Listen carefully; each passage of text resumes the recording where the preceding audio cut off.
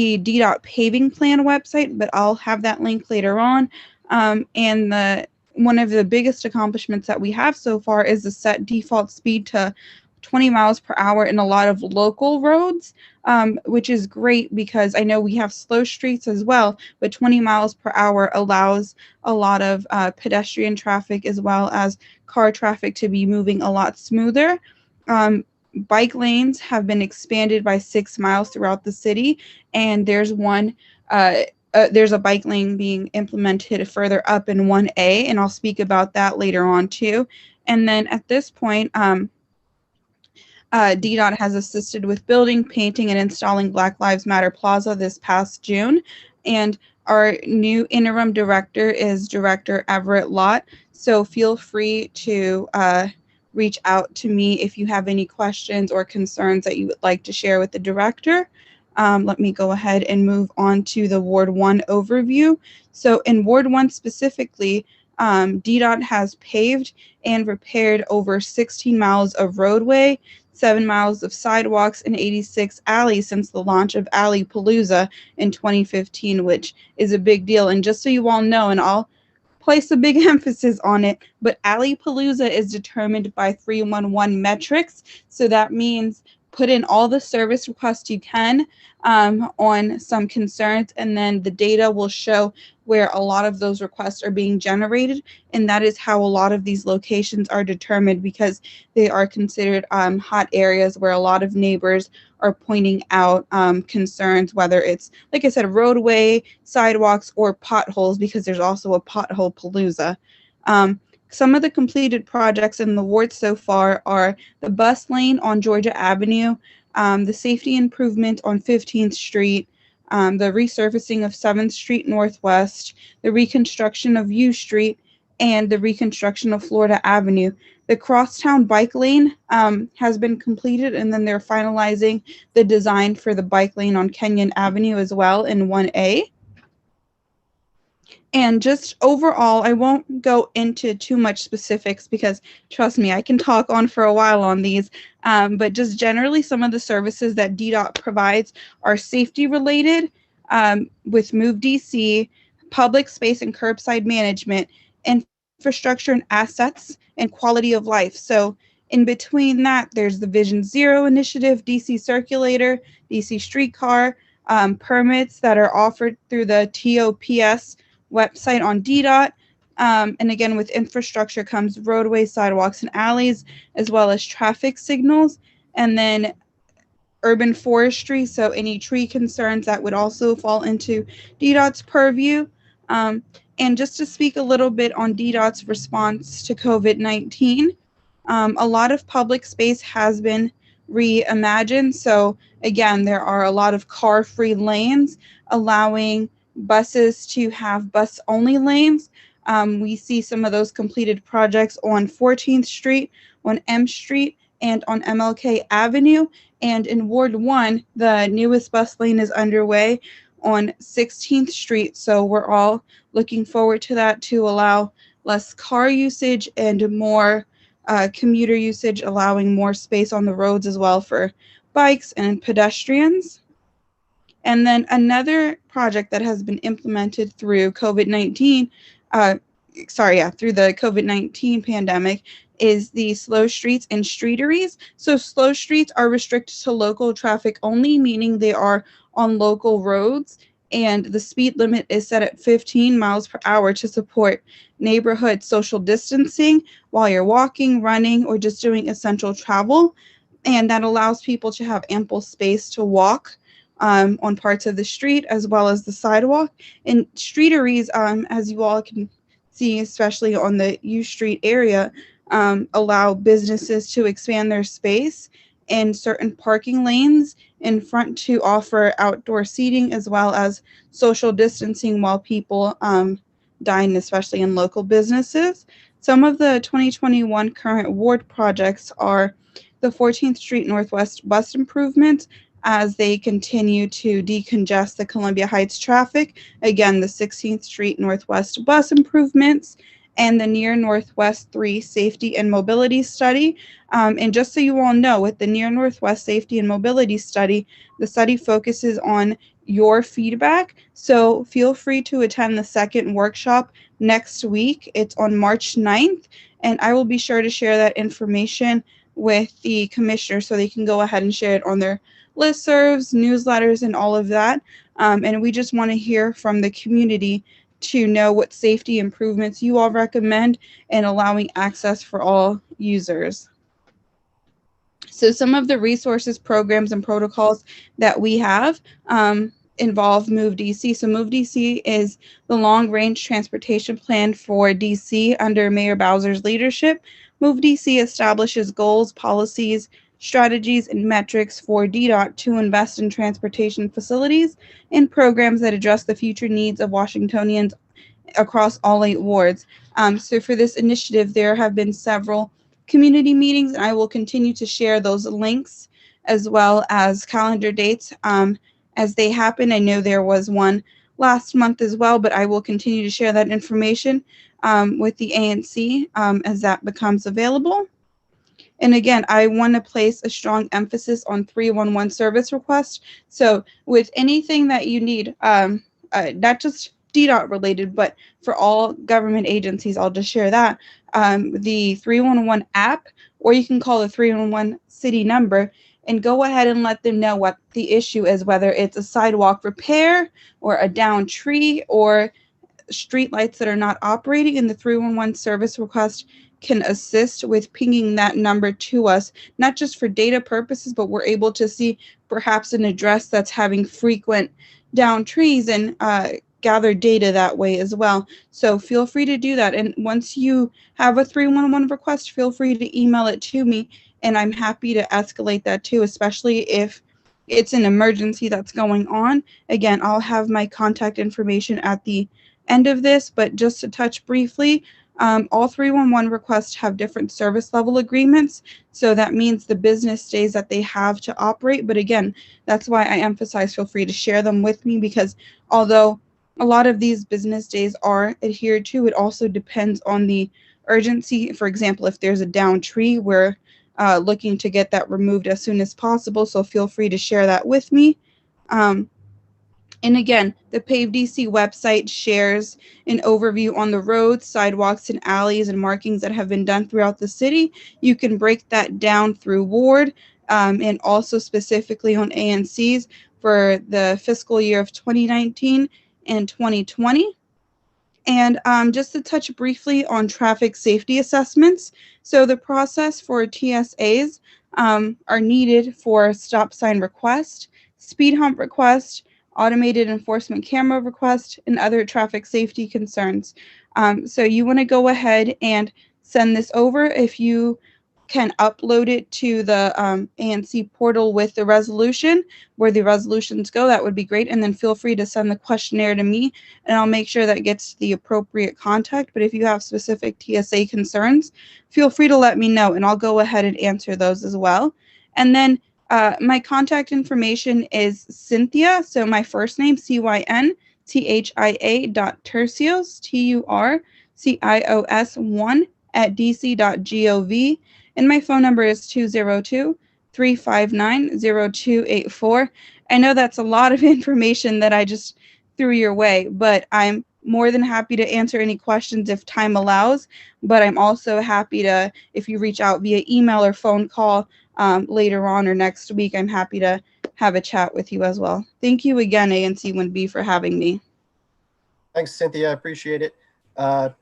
We did have one question in the Q&A from a community member. Mr. Robert Zajdel asks, is there any way for more monitoring of the Slow Streets initiative? Many of the signs get pushed to the sidewalk.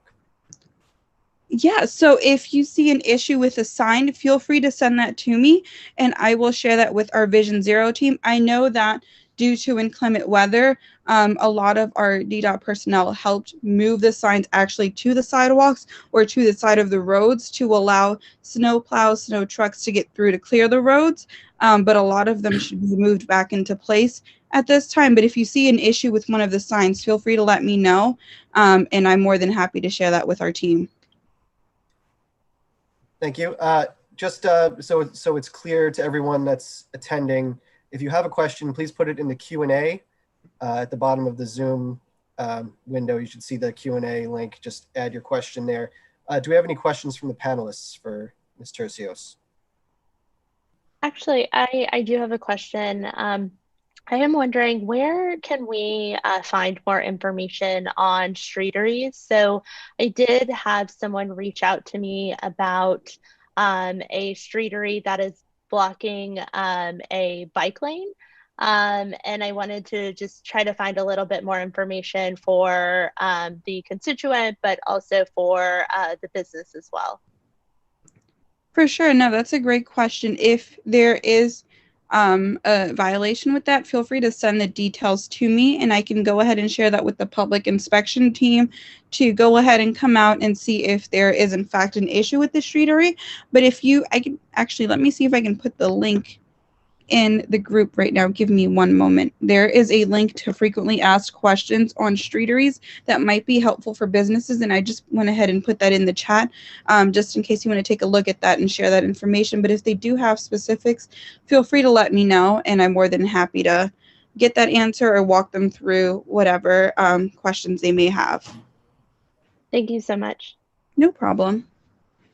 Cynthia, I'd like to follow up with the question that came from the attendees in respect to the signs and the street stuff for the slow streets.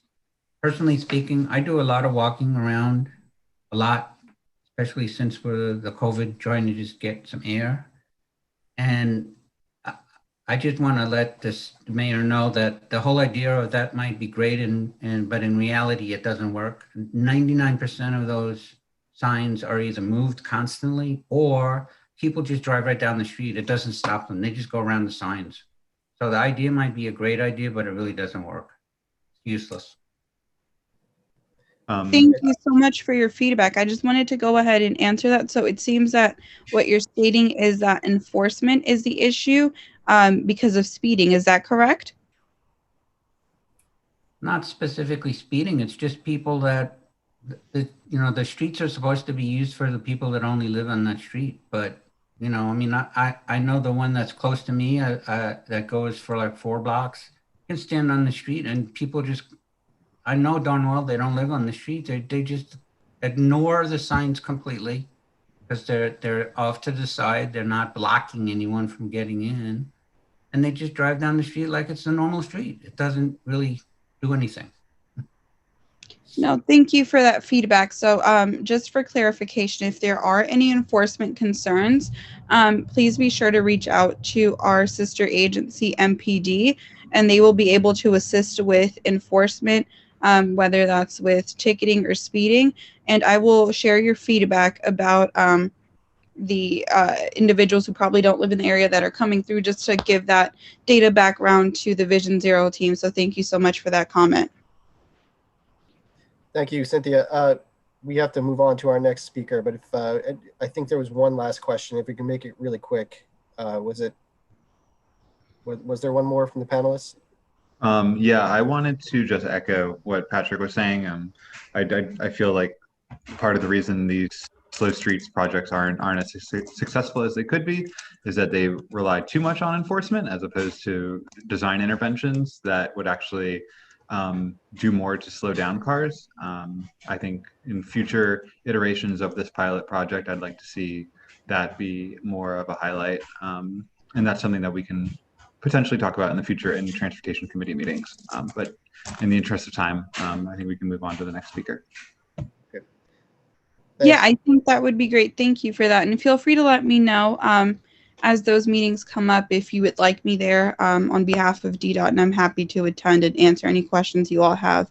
Thank you again for having me. Thank you, Cynthia. Our next speaker is Ms. Jenna Savasco from DHS, and she'll be speaking a bit about the Terrell development.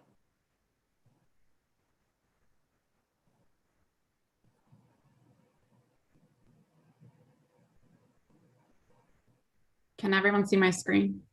Looks great. All right. We are really excited to be back here with you tonight because it means we're one step closer to opening up our Ward 1 short-term family housing program. called the Terrell. Thank you for inviting us back tonight. I am joined by my colleagues, our amazing permanent supportive housing team, Tawana Holland and Melanie Newkirk, and also by Core DC, who was selected as our service provider for the site. So Keisha Phipps is here this evening. She's the VP and Chief Administrative Officer for Core DC, and Melissa Copenhafer, who will be our interim program director at the Terrell, but has also played a variety of other different roles within Core DC, and actually served as our interim program director at the Horizon for a period of time too. So I'm going to give you guys a quick update on construction, provide some DHS updates, and then turn it over to Core DC to introduce themselves as well. We are almost finished with the building. DGS obtained a temporary certificate of occupancy several weeks ago, and we expect that they will apply for the permanent certificate of occupancy in the next couple of weeks. As you know, Core DC was selected as our service provider for the program. All of our contracts are competitive solicitations, and this one was one as well. Core DC, through this solicitation, will operate the short-term family housing program, the programs and services within that program. They will also operate the entire building, so the facilities components of the building. We will separately select a service provider to provide case management services for the permanent supportive housing program, which is about a third of the building. And we have not yet selected that service provider, but we expect to make that decision in the next couple of weeks. So Core's contract with the district began on February 15th, and they get about 60 days to really ramp up their program. So between February 15th and when we expect to place families, Core will be responsible for hiring staff. We have a really extensive clearance process for staff, so that takes several weeks. They'll develop program rules for the building. They will receive a ton of training, both on the program side and then on the building operations side. And then they'll get the building ready to actually have occupants. We're expecting that we'll be able to begin serving families and individuals in the PSH program in mid-April. So just a little bit about Core and the services that they're providing in the district now for DHS. They currently operate 2 of our short-term family housing sites, the Horizon in Ward 7 and the Aya in Ward 6. They've been operating the Horizon since May of 2019, since March of 2019, and the Aya since January of 2020. One of the things that we measure pretty closely is the length of stay. So how quickly they're able to support families to exit to permanent housing. And so I'm sharing some of those numbers here with you tonight, just as a measure of the success that the Horizon and the Aya and Core collectively have had. So from here, I'm going to turn it over to Keisha Phipps to talk about the program that they'll operate at the Terrell and to talk about their organization. Thank you, Jenna. Good evening, everyone. My name is Keisha Phipps, and I'm the VP and Chief Administrative Officer of Core DC. Thank you for the opportunity to present tonight. And, as Jenna mentioned, we are extremely grateful to have the opportunity to expand our services for families in the district. It's really been an honor to be able to work closely on a program that, was very carefully designed and really has significant impact on our families. When we're targeting exiting shelter in 90 days and achieving it, it's really something to be applauded, and there's a lot of collaboration that happens across multiple agencies and community-based partners for that to happen. We as a leadership team are, we're really committed to having a positive impact on the populations that we serve, and we recognize that for our programs to be successfully integrated into any community, it's important that the community understands what the purpose is, and most importantly, that you're comfortable with our procedures. As Jenna mentioned, there's a lot of training that happens in the first part of the ramp up with the onboarding, so that when we do open in April, we are hitting the ground running with a lot of knowledge about how to implement implemented. And we're fortunate to really have had a strong track record of achieving the outcomes in this particular program type. And so we're excited to expand our services. Jen, I'm not sure if you're controlling the slides. Can we do the next slide, please? Thank you. CORE's mission overall is to assist families with children, single adults, young people harness their own strengths to reach their greatest potential. And we say that we are breaking barriers to independence, building bridges to self-sufficiency, and changing lives and communities for the better. Our goal is to really connect our clients with the resources that they need. We recognize that a lot of our clients face barriers and roadblocks to independence, and it's our job to connect them with resources to help them overcome those. Fundamental to the work that we do is treating all of our clients with dignity and respect, and recognizing that, if that doesn't exist, it's really difficult to make a connection and to have an impact on the population that we serve. Every day we're looking to empower, and really, we believe that everyone at some point in their lives may need a helping hand, and everyone deserves a second chance.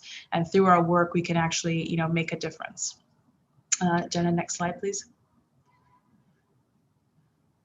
Thank you. So at the Terrell, we will focus on using, evidence-based practices, housing first, the whole idea that, families have the likelihood of making an impact on some of their areas of development when they're at home. And so we want to make sure that we get them home as quickly as possible, making sure that we integrate trauma-informed counseling in our work, understanding that a lot of our clients may be vulnerable or have triggers of trauma, and how do we incorporate that in our service delivery.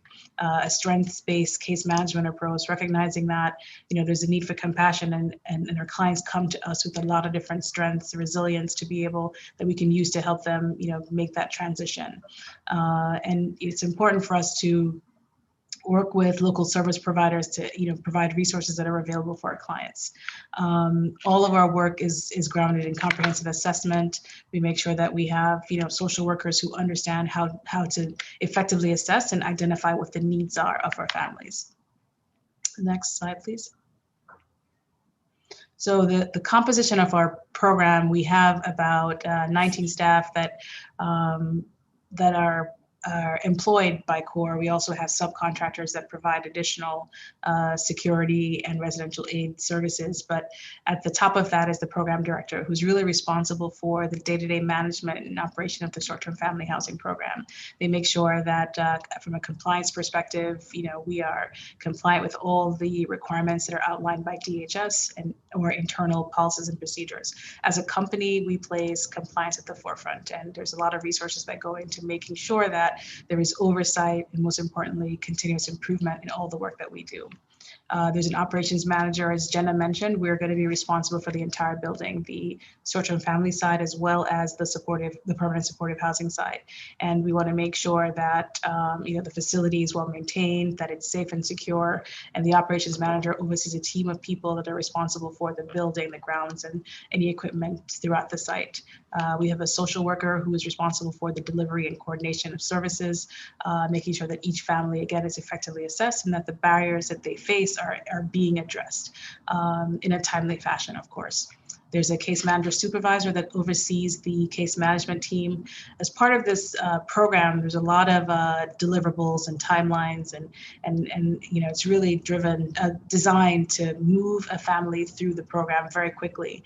And so that oversight is important, making sure that we can develop housing stabilization plans, that we can have individualized plans for each of these families, and connect them to the resources that they need, that everything is documented and well maintained. And there's a whole system of accountability that we've put in place from the case manager supervisor, the program director, the social worker, and Ms. Kay actually in her normal role serves as the senior program director for youth and family services. So she's a part of that as well.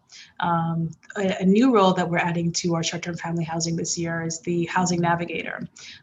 Historically, we've partnered with DHS to identify units for the families, but this role will be specifically focused on identifying housing housing options and developing, housing and exit solutions for our families. So we're excited to have this new role, and hopefully when we share these job postings, we can find someone from the community, from the district, who has the skills to be able to offer this service to our families. And then there's a whole team of shift supervisor residential aides that are, making sure that the facility rules are adhered to.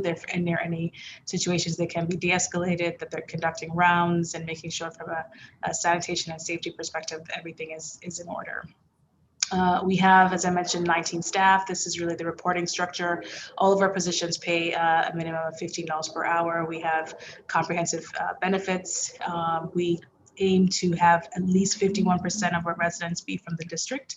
And as Jenna mentioned earlier, there's a comprehensive background check process that happens for all of our employees. And we, the HR team will guide our staff through that process. Now I want to invite Ms. Kay. As Jenna mentioned, she's our Senior Program Director for Youth and Family Services, and she is temporarily acting as the Program Director until we fill that role. Ms. Kay has been with CORE for about 5 years, close to 5 years, and she herself is a licensed social worker and has served in many roles, from Quality Assurance Committee to Program Director with the CORE organization. Ms. Kay. Hi, everyone. So for those of you in the community, we welcome the help and we welcome connections with you all. One of the reasons why our programs have worked so well is our connections with the communities, right? So some things that you can do is, if you have any donations that you're interested in providing to the families, we welcome that. Please reach out and let us know. So we welcome books, we welcome toiletries, we welcome you donating your time. We connect families to providers in the community so that when they do exit, they meaningfully exit and they're connected to the community.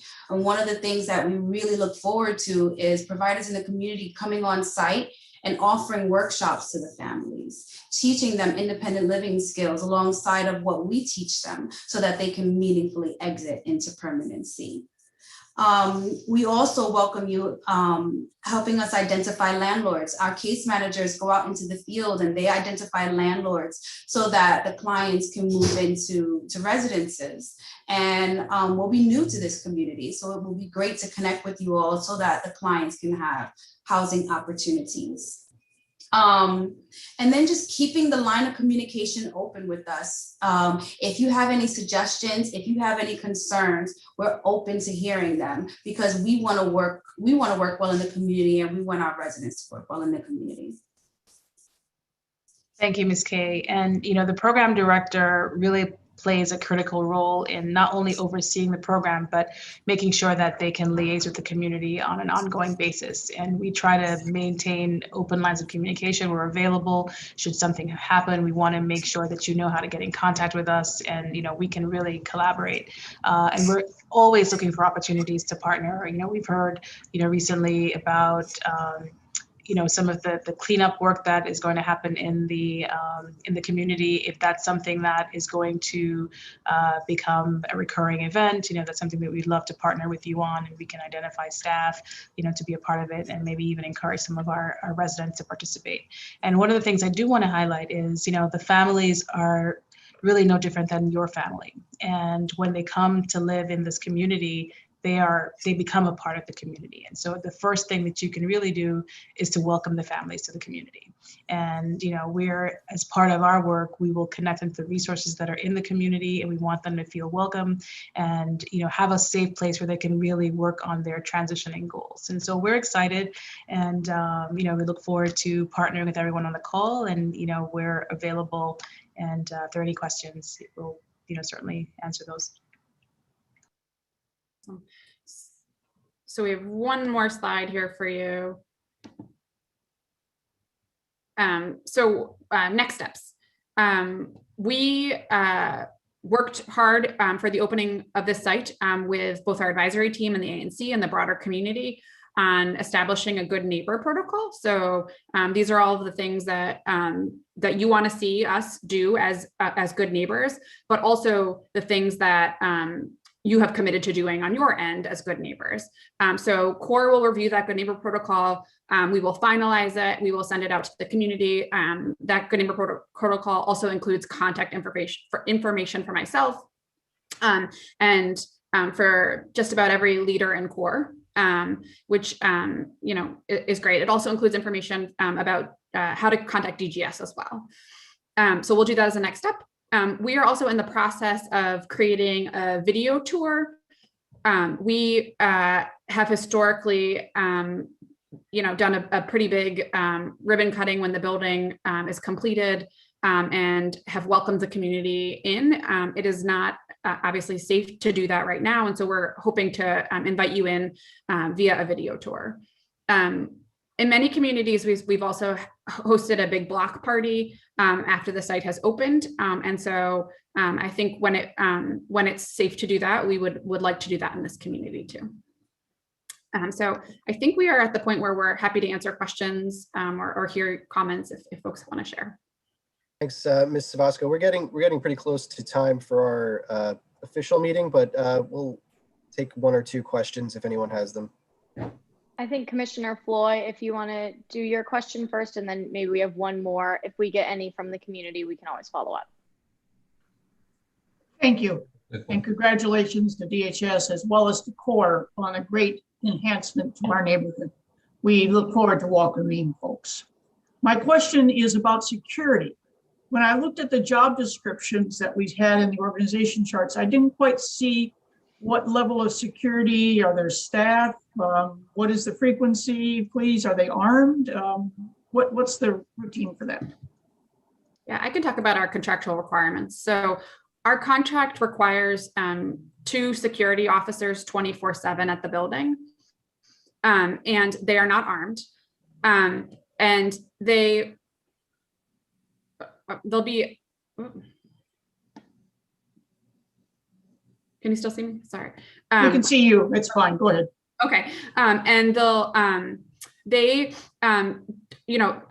sit at our front desk on the short-term family housing side. One of the officers does, and welcomes people when they come into the building and helps them sign in and out of the building. And they also do rounds around the building. I also want to acknowledge that I think we heard a comment last time in this meeting about over-policing, and we hear that. We made a commitment when we opened this program to the community that we would have security there. But I also want to make sure that everyone understands that the role of security at these sites is they are subcontractors, but the role of security is driven by CORE. And so they are responsible for de-escalating situations, for welcoming staff, for welcoming clients when they come into the building. They're really a member of the team that supports families in the building. So it's a little, our structure includes security, but the goal is really for them to be a little bit different than a traditional security guard. Keisha, I don't know if there's anything you want to add to that. Yes, so thank you, Jenna. That's pretty accurate. And so the reason you didn't see a job description for security is because that is a subcontracted function. And so we have an agency that will provide the security guards. But as Jenna mentioned, it's important for us that our security guards have an understanding of the population that's being served and how to engage. And it really is not your traditional security enforcement. We really make sure that we can create an environment, and the presence of security enhances the work that we already do. As Jenna mentioned, they are at the front desk. There are several posts. They're posted at the front desk, and in this case, we'll have one at the entrance for the short-term family housing, and there'll also be another person stationed at the permanent supportive housing, because they're 2 different entrances. And then we will have security that will rove throughout the building to make sure everything is good. Coupled with the security, just so you know, we have separate employees that are residential aides, and the residential aides are not licensed security guards, but they are stationed on every floor, and they're available to also, engage and support the families while they're in the building. Thank you. No problem. Jenna, are you guys planning on putting up some kind of, I know we talked about this in our planning meetings, but some kind of I don't know what the right word is, to sign or lettering or something that denotes that the building is the Terrell? Yeah, so actually all of our signage is inside. We've done that by design, because we don't want folks outside to walk by and say, oh, there's the shelter. So we put the name inside, but it is in all of our buildings, it's right behind the front desk. And when we finally get to share our video tour with you, we will make sure that's a focal point. Thank you. Thank you, Jenna. It's about time that we started our official. Thank you, everybody. Sorry.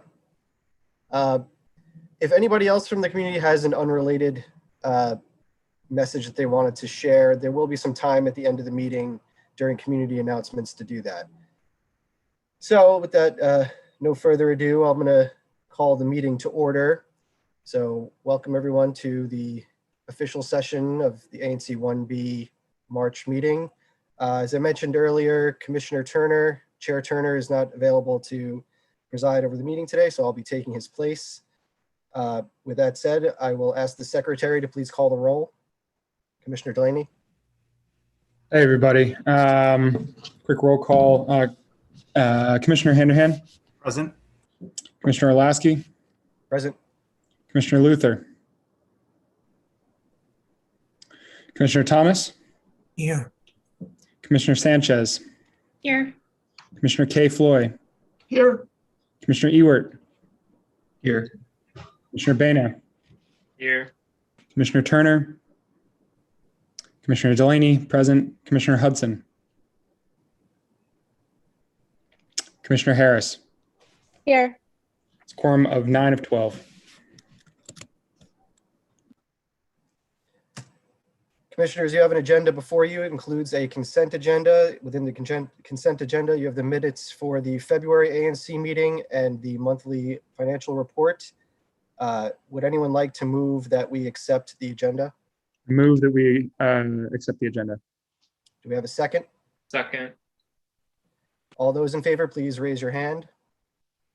1, 2, 3, 4, 5, 6, 7, 8. Okay, I believe we got everyone. So the agenda is approved.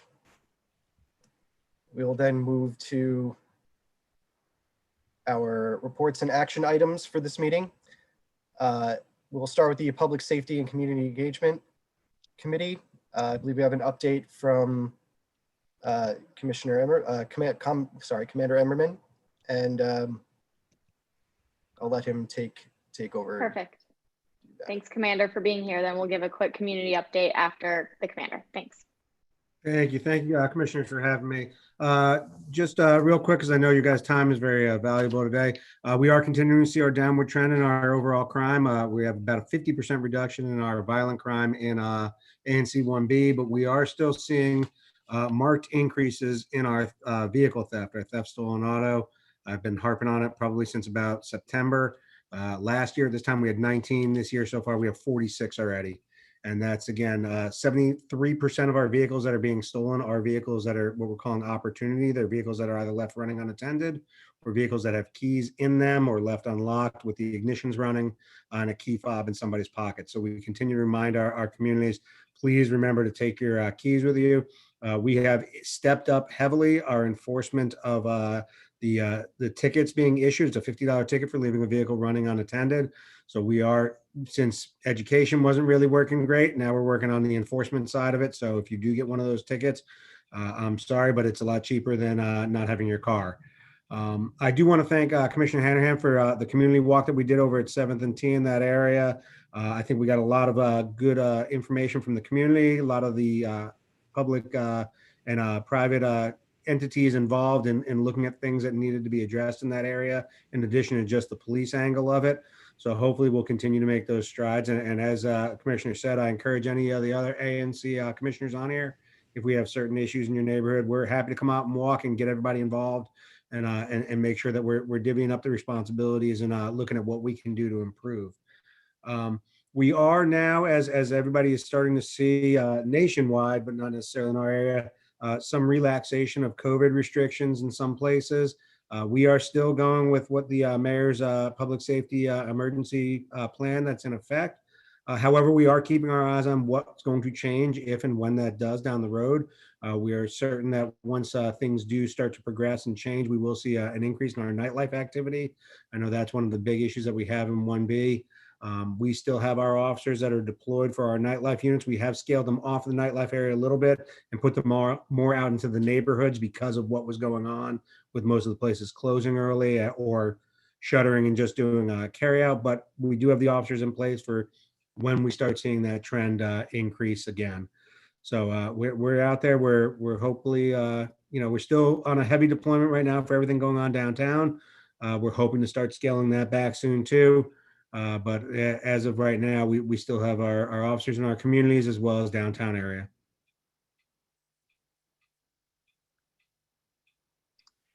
Great, thank you, Commander. I think we'll go to Commissioner Floyd.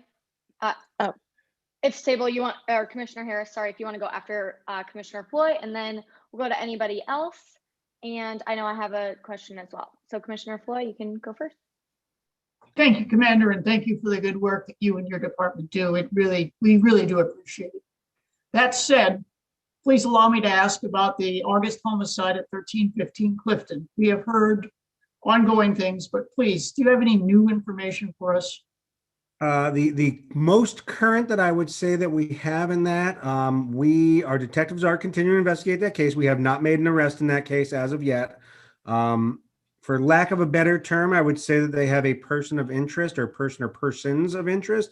It's a matter of them making sure that we have sufficient evidence to get past that probable cause hurdle of making an arrest. Unfortunately, some of these cases, and anybody who spent some time in criminal justice or law enforcement knows that we may have a very good idea who did something. It's just a matter of proving it. And that's where we're kind of at the point right now. I think we have a very good idea of who we think it was involved. And it's just hopefully dotting our I's and crossing our T's and getting it past that threshold necessary to get warrants for the perpetrator or perpetrators of that crime. Thank you. We look forward to the swift resolution. I'll keep you in the loop once I hear. Thank you, Commissioner Floyd. Commissioner Harris? I do have a question on that education piece. So I know you said, and I've heard you talk about, the car thefts, and I have, anytime I've gotten delivery, I've actually probably scared the delivery drivers and saying, hey, do you turn off your car? Make sure you take your keys. But I'm also realizing that, we might be in the enforcement stage, but I think we still should be educating the drivers, because although $50 is less than replacing a new car, $50 can be a lot of money. So I do wonder if there's any other resources that you can help provide to me and other commissioners, so then we can continue spreading the word, even telling some of our constituents who might not be delivery drivers to tell their delivery drivers or even others to make sure they turn off, their cars and they lock them and whatnot. No, that's actually a great point. So we have worked with some of our corporate partners, some of our insurance companies, some of our hotel and restaurant associations, trying to get those messages out. We've also worked with the DC Department of For-Hire Vehicles to get those messages out.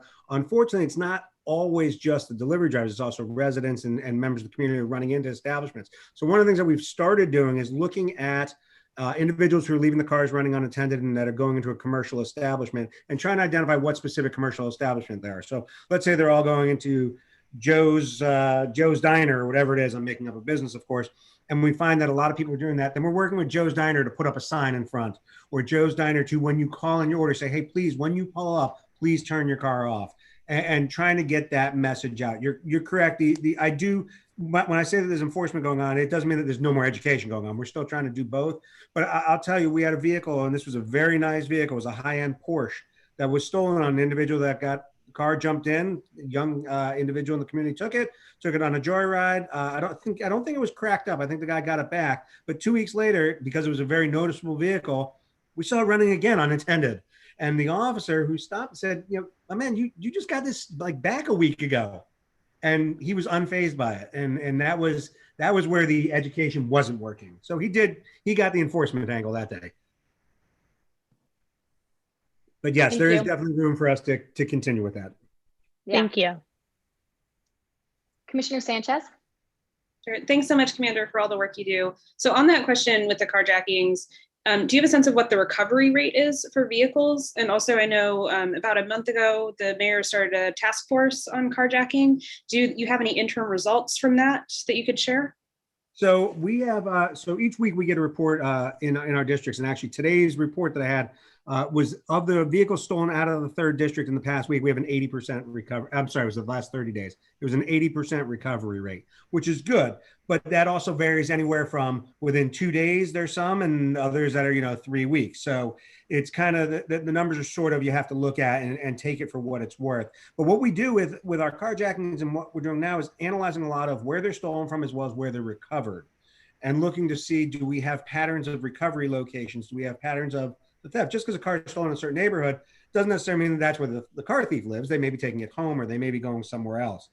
So we're looking at those, and what we're doing, as the mayor pointed out, we have that concentrated carjacking group now, our task group, that's working with our prosecutors, that's working also on looking at some of the other angles that we never really looked at. Well, not never really looked at, but that we didn't look at as hard as we did on the theft. We do a lot of attention on your car got stolen. Well, let's look for cameras where it's stolen. And for a while, we weren't doing as good of a job on, let's do some information on where the car was found.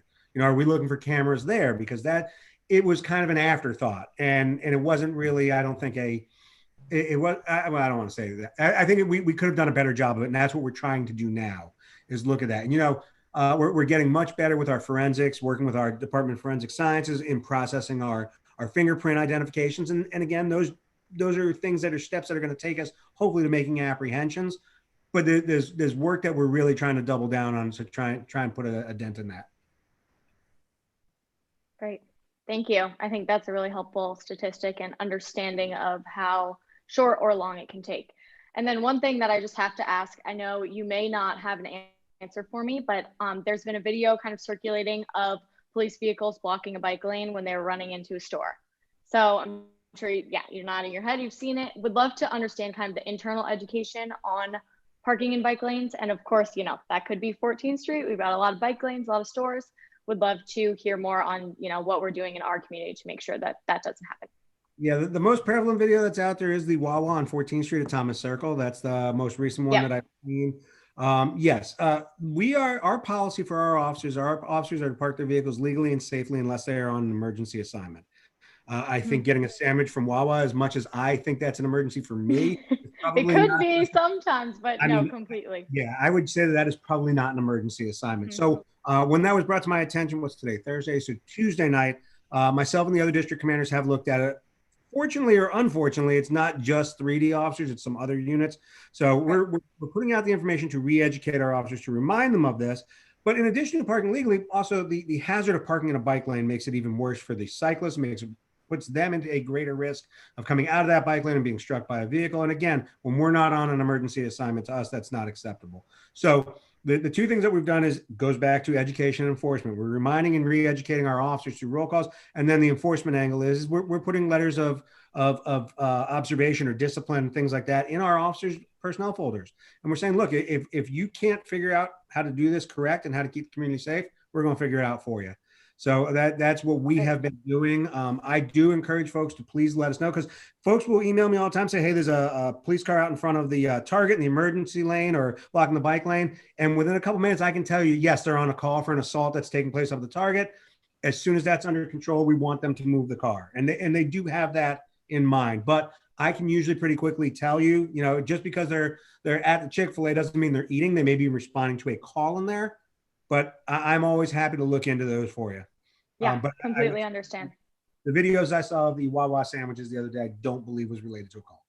Yeah, no, and thank you for the transparency. And I think it's just great for us to, as community leaders and commissioners alike, being able to bring that information back to the community and show that, re-education is happening, and that the leaders like yourselves don't deem that as behavior that we want to continue. So thank you. Thank you. Great. I don't see any Q&A from the community for you, Commander, but of course, as every meeting, if anything comes up, I'll let you know and we can make sure to follow up in detail. If I could, actually, there was one thing that I think Yeah. Ms. Turner does, and I don't know if she's still on here, had mentioned regarding the slow streets.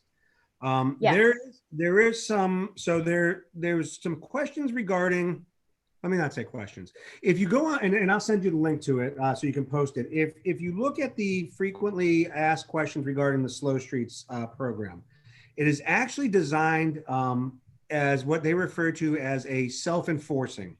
It is not a primarily targeted MPD enforcement thing.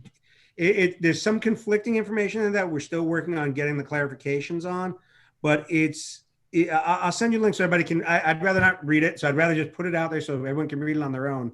But there's information there about MPD not enforcing any issues up there. There's others, and to Mr. Nelson's question, the other problem too is while the signs say no through traffic, the actual slow streets plan allows people to traverse a slow street if they're going within 2 blocks of that location.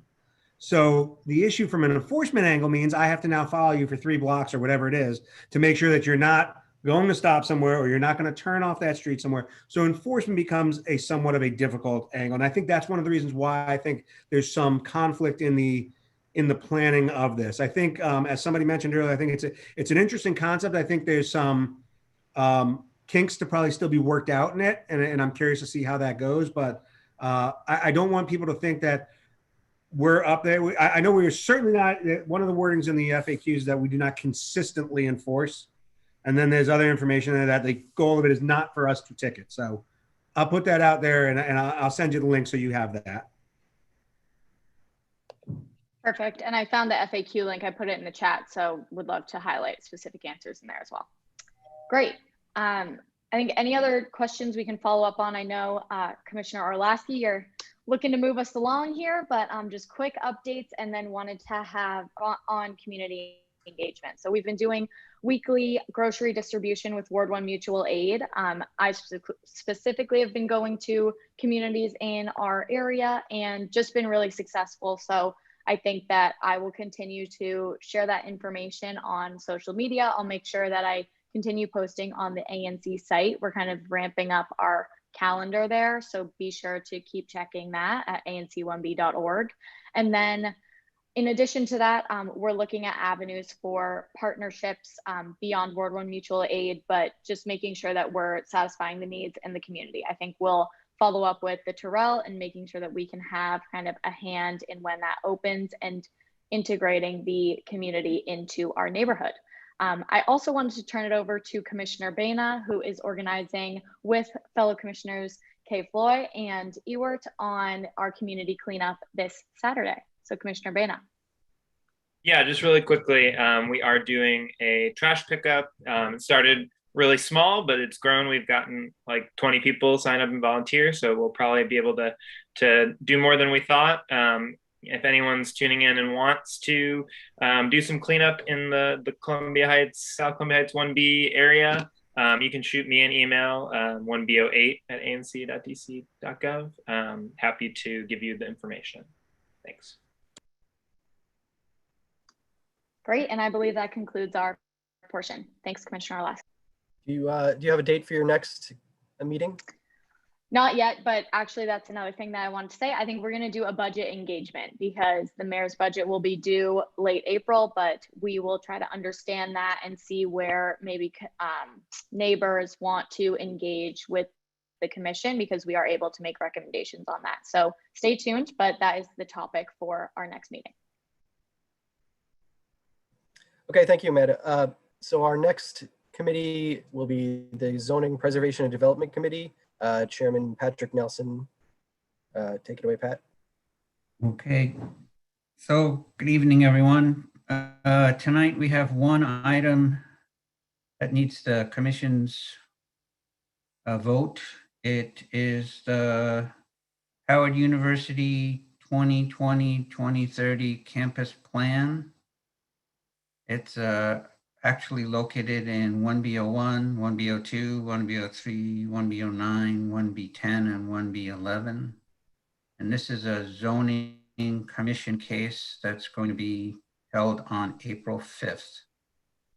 So the university came to the committee a couple of times and made presentations. There was a bunch of feedback that was given to them that they needed to respond to. And at our last meeting, the committee voted to recommend that the full ANC support the proposed central campus plan subject to the following items of concern recommended by the Lee Droit Park and Pleasant Plains Civic Association.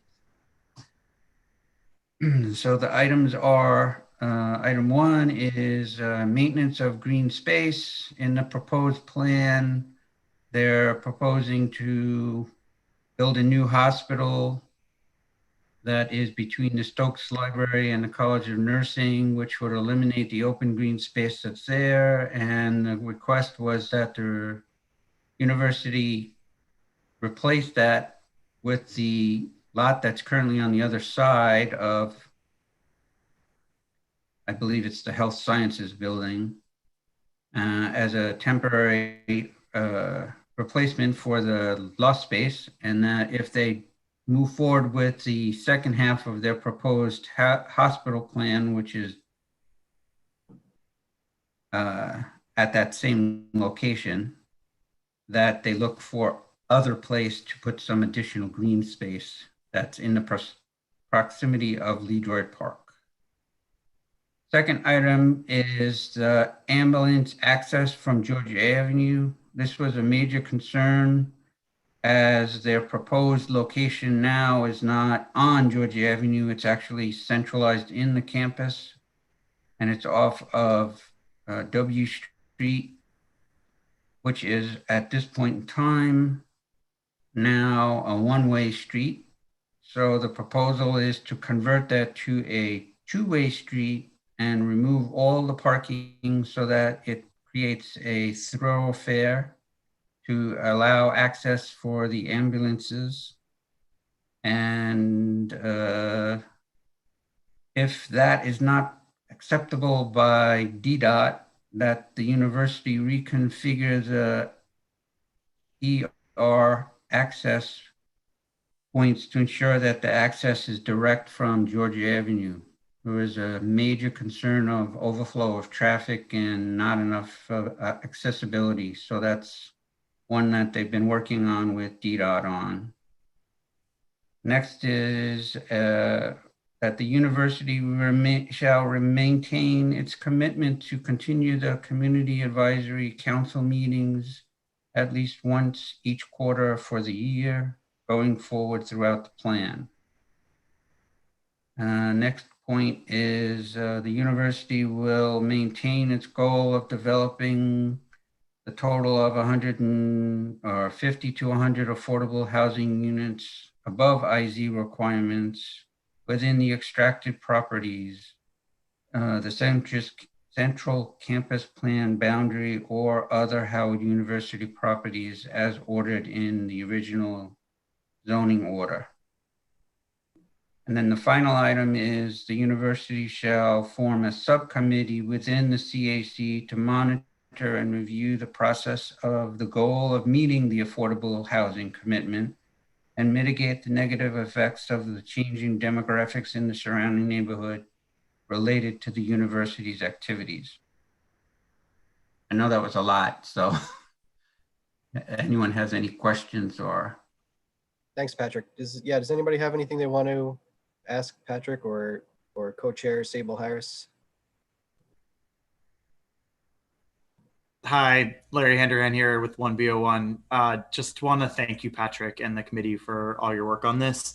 I know that the Howard document was quite long and very detailed and involved a combination of very granular kind of specific goals and a lot of kind of broader strategic aspirational stuff. And I want to both commend Howard and the committee for where you all landed. I think there are a lot of folks in the LaJoy Park neighborhood who helped contribute to this conversation, and I know care a lot about being a good neighbor, to Howard, which is obviously an incredible institution that we're so lucky to have grown up next to as a community.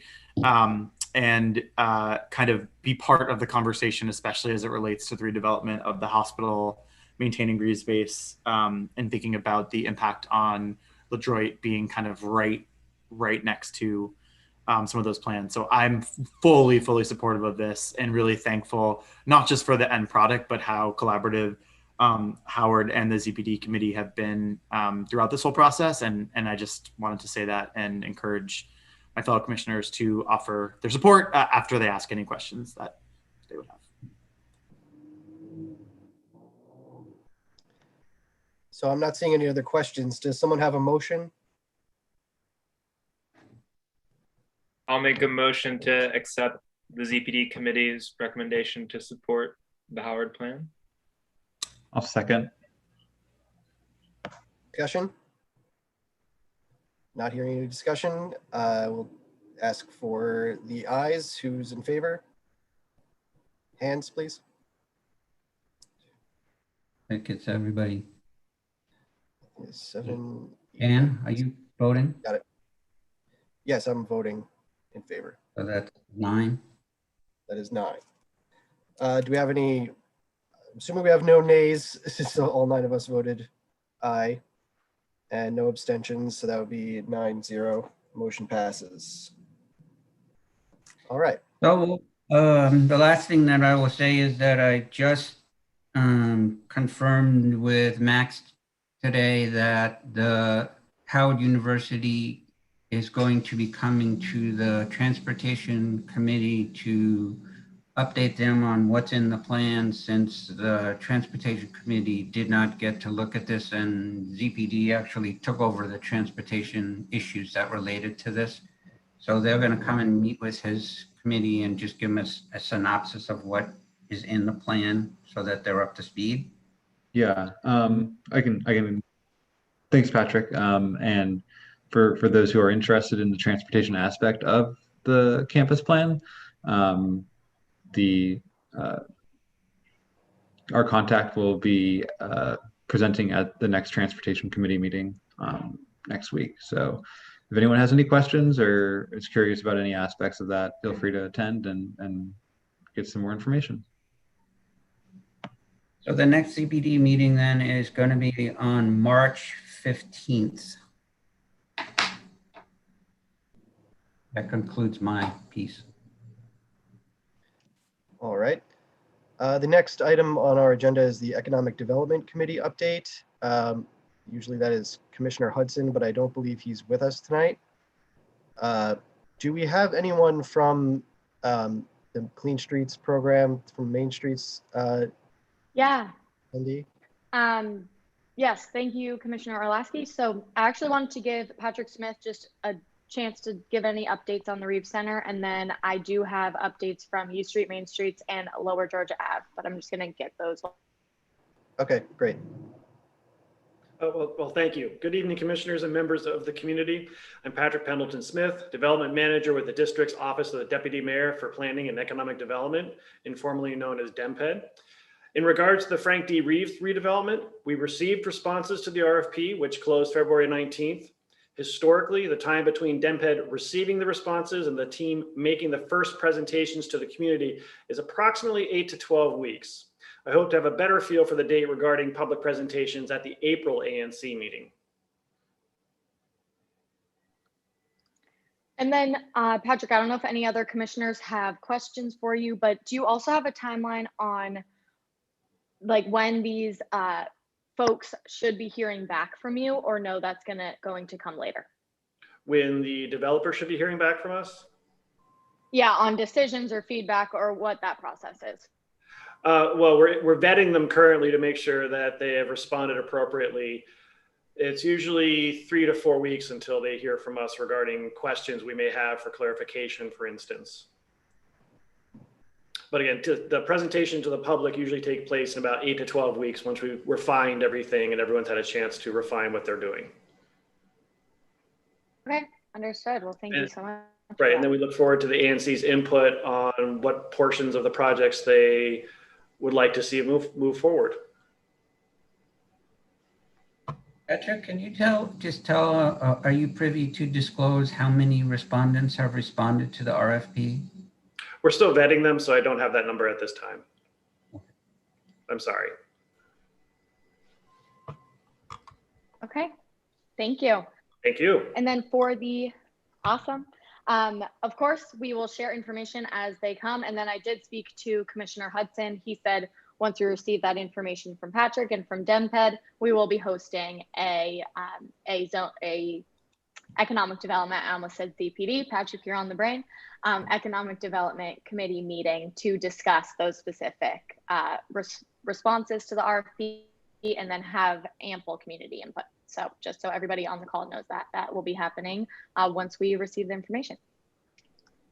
Okay, and then very quickly on the U Street, Main Streets, and Lower Georgia Avenue. So I will post these to the site as well, but from the U Street, Main Streets, that is run by Gigi. She's continuing to provide consistent support to businesses along the corridor, a lot of technical assistance because everyone is, either going online or has been online trying to troubleshoot those.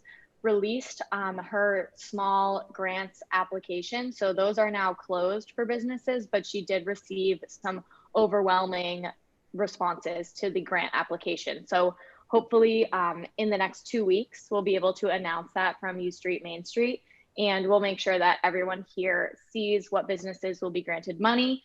And you can either, reach out, congratulate them. I think it is kind of an exciting thing to be granted money from our Main Streets program, and then follow up with them and see what they actually do with those funds. They are recruiting new neighborhood strategy council members. I know that Gigi mentioned this at our last meeting as well, but just wanted to reiterate, if folks are interested, you can reach out to me or Gigi. She's Gigi at districtbridges.com, and I'm 1b@anc.dc.gov. So if you're interested, you're in the area, I think that there is a requirement that you have to live in the neighborhood, but if you're in the area, we'd love to have you on the strategy council. And then quickly on Lower Georgia Avenue. So I loved this. This was on their Instagram earlier today as well. Amazon is supporting Black-owned businesses in our communities. They're providing meals to those in need through local businesses. So a specific Parkview restaurant called Mr. Braxton Bar and Kitchen is providing 700 meals to DC residents. So over 100 of those meals will be distributed from the front of their restaurant, Mr. Braxton, and that will start on March 5th. So if I'm correct, that's tomorrow, starting tomorrow at 2:30 p.m. So I think that's just a great initiative. And of course, if you're not going to pick up a meal yourself, I think it'd be great to go and just support Mr. Braxton and say, thanks for partnering with Amazon on this. And finally, Pepco does continue work in the Lower Georgia Ave area. So expect the Monday through Saturday, 9:30 a.m. to 3:30 p.m. schedule to just continue. I think that's kind of been an ongoing thing, but if there is any disruption to traffic flow or specific questions, happy to reach out. Oh, and I see Alex is in the crowd for a Shaw Main Street update, who also attended our walk with Commissioner Handerhan. So thanks to him for that. But Alex, I just brought you up on screen so I can let you give a quick update, and then I think we are all set for this section. Great, thank you so much for the opportunity. And this is the first time I've had the opportunity to congratulate the current commissioners and the returning commissioners on their continued service. Thank you for your service. Shaw Main Streets has been weathering the storm alongside all of our small businesses in the past year. We've had the same kind of challenges that our business have had in terms of our ability to reach our normal customers and supporters. Our major events have all been canceled until the end of the health emergency, which includes Art All Night and Shaw Open House and our traditional Small Business Saturday events. But instead, we've been focusing on trying to provide one-on-one assistance to our businesses in completing grant applications and the loan applications, and also in applying for streeteries and parklets. and we'll be seeing some more activity of that type now that the weather is about to turn. But we also, like U Street, Main Street mentioned, are going to be putting out about $30,000 in small grants. So it'll be a SurveyMonkey form that will go live at the beginning of April. And we look forward to being able to provide some very targeted support to some of our small businesses. And I'm also happy to be able to announce that we will be hosting one of the cherry blossom sculptures that you may have heard about. It'll be located in front of the entrance to Progression Place over at 1805 7th Street Northwest. We've had a number of closures in terms of small businesses in recent months, which we lament. Some of them have been long-time businesses that were not able to make it through the pandemic. But I'm also glad to be able to say that we do have some new businesses that are opening as well. So we hope to see our commercial corridors once again become vibrant once the restrictions of the public health emergency have been reduced. Our clean team continues to operate in the area to the south of Florida Avenue along 7th and 9th Streets. We look forward to continuing to support the neighbors as they look to be engaged with our neighborhood businesses and with our organization. We always welcome volunteers to our standing committees, and I'd be happy to answer any other questions. I'll just also mention if you follow us on social media, if you want to find out what's going on with all of our businesses, we definitely do retweet everything that all of our businesses tweet. So our Twitter account is very active. Between the two accounts that we manage, we have about 15,000 followers in the neighborhood and citywide. So those are at Shaw Main Streets and at Shaw DC. And you can always go to our website for more information about our programs and services, and that's at shawmainstreets.org.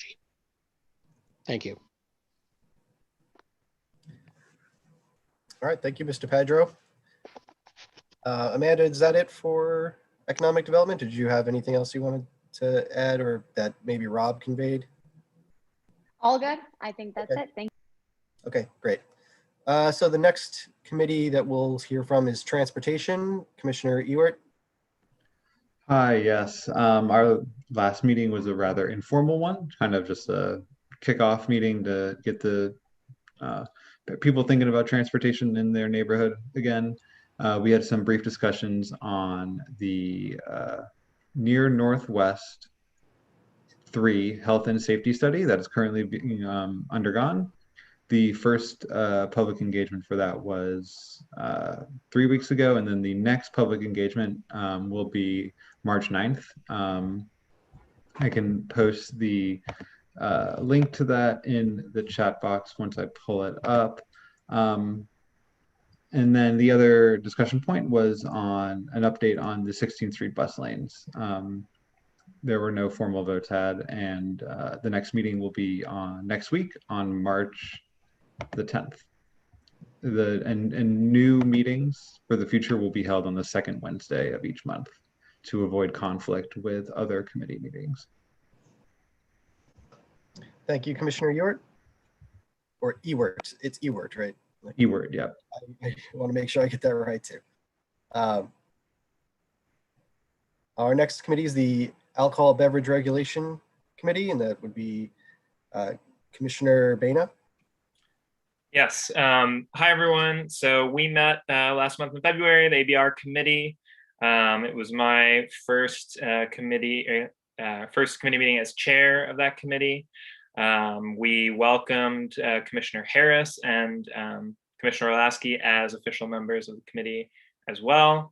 We are actually probably looking for 1 or 2 more committee members. So if anyone who is tuning in tonight is interested, we want to make sure that the committee is representative of the entire 1B. So I think we have a lot of U Street, 9th Street area folks. So folks in Georgia Ave, folks in other parts of the ANC, definitely get in touch with me if you'd like to participate. We can show you how to do that. At the meeting, We didn't take any formal votes that we need to share with the full commission, but just a couple updates in regards to things that were discussed. The meeting did meet right after the protest hearing on Uproar, which is establishment in Commissioner Handerhan's district. So for folks that haven't heard yet, that situation came to a positive resolution, a community settlement agreement between Uproar and the ANC. I responded to a lot of community feedback. I want to say like 40 emails on that. At the committee meeting, we gave some time, open floor time for folks in the community to speak on that as well. So that was discussed on the committee. Also, we noted that Ben's Next Door in ANC 1B over on U Street is going to be one of the first applicants to get a sports wagering endorsement for their establishment. So as a committee, we discussed that and kind of what our role in that is and the various permitting processes, because there is a parallel process that establishments have to go to through the Office of the Lottery, in addition to what they have to do with ABRA and with the ANC. And then for if you're looking at the agenda, the other discussion points were High Market and 1914 9th Street. So for both of those establishments, the commissioners of record, which are Commissioner Ewert and Commissioner Orlasky, are continuing community conversations with those business owners to work through the various issues there. Some progress has been made on those, which we'll discuss at the next meeting, which brings me to the next meeting is the third Wednesday of the month, our usually scheduled meeting time, third Wednesday of the month at 7 p.m. So this month, that's March 17th, which I believe is St. Patrick's Day. So probably a fitting day to talk about bars and restaurants. So looking forward to that meeting. And that is my update. Commissioner Bana may have a beverage in hand on that meeting. We'll see about that. Thank you, Commissioner Bana. I believe that is all for our committees. The next portion of our agenda will be the Executive Council Member, Commissioner, and Community announcements. Why don't we start with the Office of the Mayor, Mr. Anthony Moore. Good afternoon, Commissioners. I'd like to give a big shout out to Commissioner Handerhan for having a terrific turnout for the core team walk. Some of the things that we pointed out as we canvassed the neighborhood has already been underway, especially some of the DPW, illegal dumping removal, DOH on site, did abatement on site for rodent abatement and barrels that were present or that was visible on site. That probably really made a difference. Going forward, I think we're going to really push a petition so we can have more of a uniform abatement process, so you can see more of an effect of rodent abatement in the area, and not, for DOH not to be able to hit one house or one business at a time. We try to get the whole block with petition signing. So I will be out in the next couple of weeks trying to push petition sign from whole blocks and neighbors that are seeing a lot of rodent activity. As it gets warmer, we know that rodents are going to be more active, especially with a lot of the legal dumping, and restaurants are getting back open and getting more business. So we want to try to get on top of the abatement process so we won't see a lot of rodent activity while we are enjoying meals at Streateries in Ward 1. Also, I wanted to stress the coronavirus website so you can get more updates with DC Health rolling out the pre-registration process. That will be starting next Monday for pre-registration. We're seeing a lot of people register, getting active, trying to register with some glitches. So we hope that this pre-registration will kind of ease the tension with registering to get vaccinated throughout DC. Also, if you know anyone that have medical conditions, pre-existing conditions, please have them call 1-855-363-0333 or visit vaccinate.dc.gov so they can start the process of getting vaccinated. Hold on for 1 second, go through my notes. Okay, DC COVID-19 alert notice, the official COVID-19 exposure notification system for DC. Let's try to get more people registered on that. This operable on Apple, iOS 2.5, Apple 13, and Apple 14 for iPhones, the 5S, the 6S, and the 6 Plus.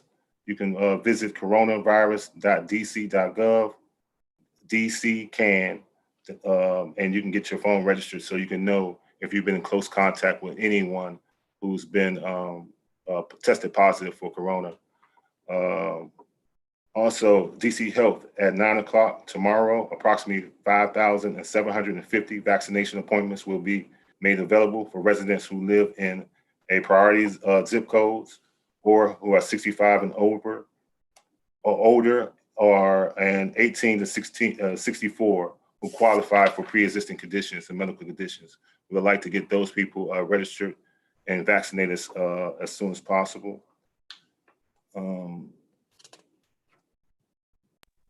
Also, DPW, alley cleaning, street cleaning will be a little delayed. They're running a little behind because of the leaf season is still in process in some areas of the city. DPW didn't hire the normal leaf season crew, which will probably be like 100 to 200 employees in normal times. So some of the illegal dumping activities and litter can pickups have been delayed. So please be patient. You can email me, see if I can get some of those expedited so we can, again, cut back on the rodent activity and the illegal dumping activity. As it get warmer, we don't want a lot of stench in the air in Ward 1. We want to try to control that as much as possible. We also seeing a lot of encampments and homeless individuals in Ward 1. That's because the shelters are not allowing individuals to linger around in the shelter because of the COVID posture.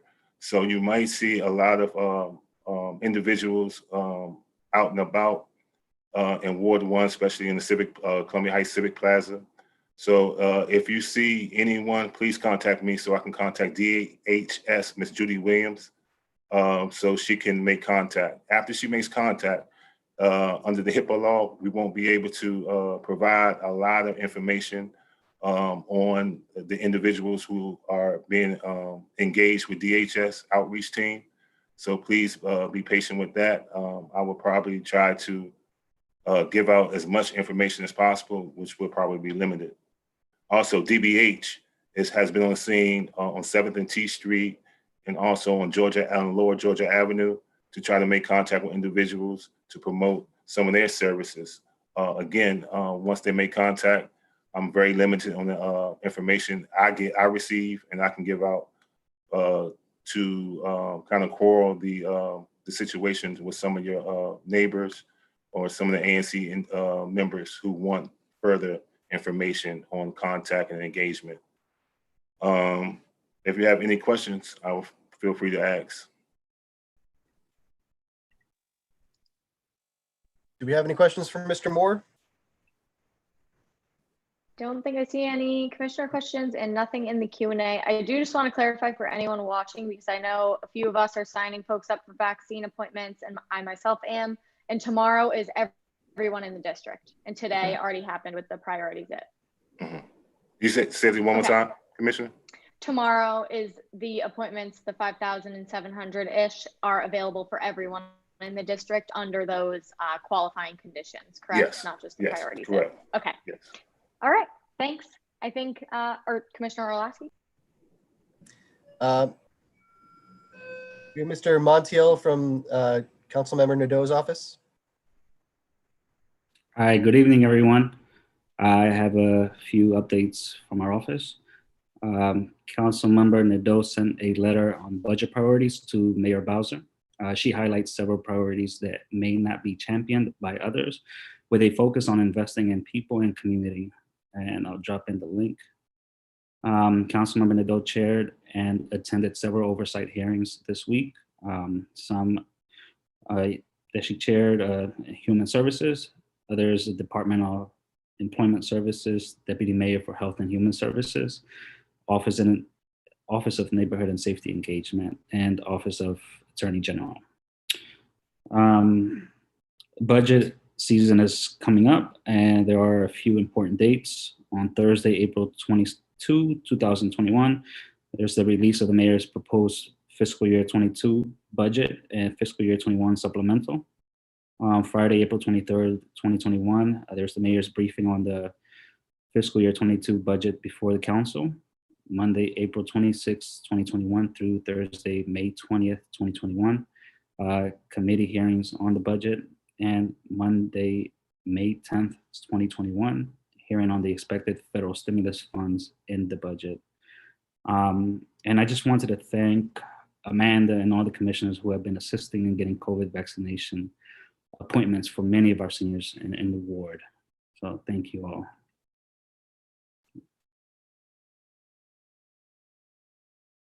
Okay, thank you, Mr. Montiel. Do we have Ms. Davenport from the AG's office?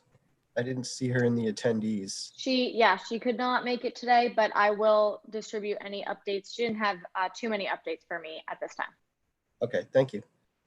We'll move on to commissioner announcements. Do commissioners have anything they want to share? Yes, I have two announcements. So there are two community meetings coming up. So one is on Tuesday, I believe. That's right, Commissioner, I'll ask you. Tuesday. Yes, Tuesday at 5:30. Yes, Sorry, so Tuesday at 5:30 with the team at PEPCO to discuss a project that is heading down, well, it's the overall Capital Grid project, but that is heading down on 1000 T Street. It's open to the community, so I will be sure to share the links with Amanda and with others. So please attend. And if you have any questions about the Capital Grid project, it's a great place to find out more information. And then there is another community meeting on the development of 1250 U Street, hosted by East Bank on Thursday, March 11th at 6:30 p.m. or actually 6 p.m. I'm sorry about that. I will also share a link with Amanda and share out a link to any other community members who are interested. It is still very, very early on in this development process. So if you have any feedback, any questions, concerns, please bring it to the community meeting. But I just want to reiterate, we're still really early in the process. So I think it'll be a good chance to see what's happening and to also submit any feedback that you have. Thanks. I believe there's also another PEPCO meeting on the 10th at 5. Maybe. I think there might just be one. But if there are two, then you have two options, but we'll share it out. Yeah, I thought they're having it on 2 separate days, on the 9th at 5:30 and the 10th at 5. We can clarify that and make sure we get the proper date out. Yep, yep, for sure. And if you can't make either of those days or the day that it's on, there will be other upcoming meetings about kind of the Capital Grid project construction that's happening in 1B12, or not in 1B12, but also in 1B overall too. Does anyone else have anything they want to share? Yeah, quick reminder that Howard is having its advisory council meeting next Wednesday on March 10th. I haven't received further information about what time it's going to be. I'm not sure if anybody here has any, but I know we spent a lot of time discussing the Howard campus plan. So if you are interested in joining that, hey, Derek, do you know when the advisory council meeting is going to be? Hi, everybody. Yeah, I believe that it's being rescheduled from next week. I think it's the week of the 20, maybe the 24th. Okay. I know that Joe Leonard might have the specific date if he's on. Okay. I haven't seen any updates from Dr. Leonard. So if he would just send those out so that we can get them to the community and folks can weigh in on the campus plan, that'd be great. I couldn't really hear that well. Did Derek say that it's been rescheduled? Yeah, it's been rescheduled. It sounds like to the last week of March. Okay. All right. Thank you. All right. Not hearing any other commissioner announcements, we'll move on to community announcements. Is there anybody that has anything they want to share? All right. I did not receive any ahead of time, as sometimes I do. However, if anyone has any announcements, please put them in the Q&A right now. I'm just scrolling through the names here. It looks like we are pretty set. Okay. All right. Do we have any new business that we need to discuss? All right. Not seeing any. I believe that will bring our meeting today to a close. Thank you all for being here. And I appreciate all your information and input. And everybody have a good evening. Please join me in Thanks, thanking everyone. our vice chair and doing a great job. Nicely done. Golf claps, golf claps. Thank you. Bye, guys.